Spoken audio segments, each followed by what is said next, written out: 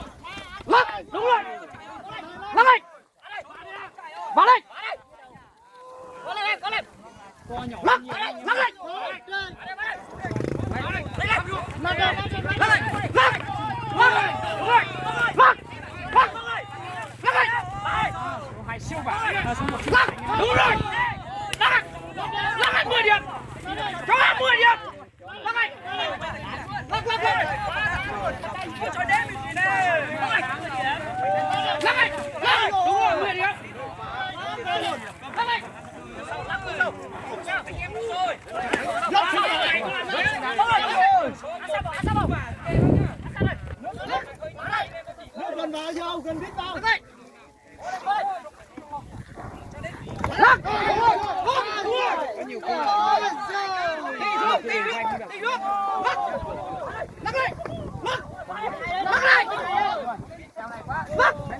Hay quá.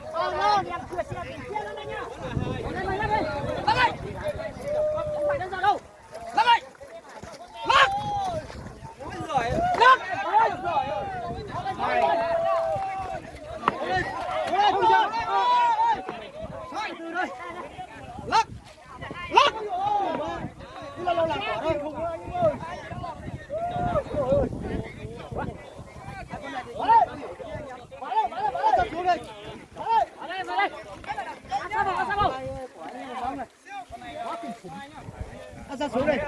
Một cú lao rất là căng. Anh ơi. Đâu rồi? Không. Lát chồng của con trâu số 1 rất là căng. Con nhỏ mà nằm xé anh đâu mà. Lát. Trời ơi. Lát chỗ nào?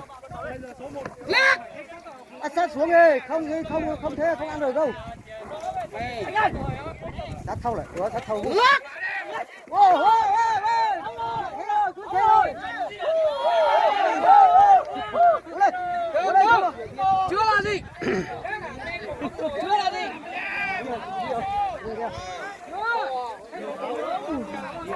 Chị ơi, say rượu rồi. Chị ơi, một này cho uống rượu nhiều quá. Say mẹ rồi. Wow, con to chảy rồi. Con to chảy rồi. Chảy thật chứ đùa cái gì? Ôi xịt.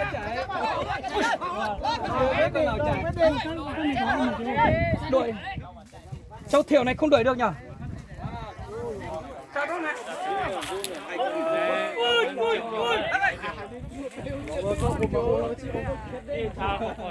Ô, hổ lòng mạnh hay ô. À, chú là mi chỉ có yêu mẹ lúa kìa. Nên có thể trong thường phải ôn cho phú lời chứ nhờ. Lâu phút Lâu phút là hai chục mấy phút. cú quay kìa nè lâu phút nữa nè. Ô, chả từng trâu là cô sẽ tìm con lên thế. Cảm thấy ô. Ôi ô, thật là kia. Tại sao phải đây từ từ kia nó mà kia đấy ơ. Lâu phút ơi, lâu phút Nó chọn thì cũng nó của tao rồi. Số một thế là kia là chỉ tôi số một đó, khá bình luận coi mình chỉ tôi tay nhẹ. nó vui vẻ. Chẳng nó là chim tè ô.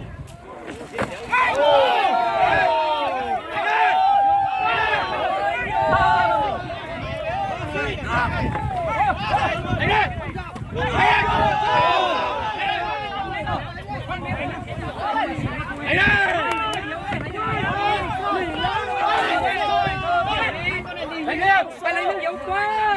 Mày làm trong số một rồi. Tính đâu. Nước mạnh rồi chứ. Chết không chạy được chứ.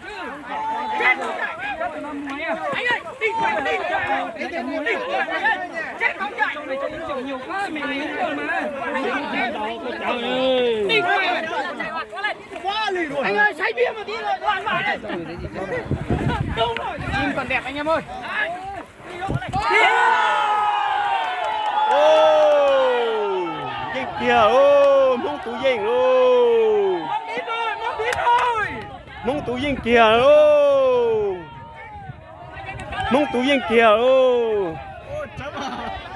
nó chấp giờ tụ sư tiền ô con chấp đó nó thua rồi ô đâu phải trông đâu đô qua ngọn núi kia rồi